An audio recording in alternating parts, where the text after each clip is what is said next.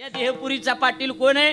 मनाजी आहे. आणि 10 इंद्रियत महाराज अकराव मन आहे. आणि ह्या मनाची सगळ्यावर सत्ता आहे. लक्षात येतं का महाराज? पण ह्या मनानं चांगल्यात चांगल्याची कुपाटी लावली महाराज. बरोबर आहे का नाही महाराज?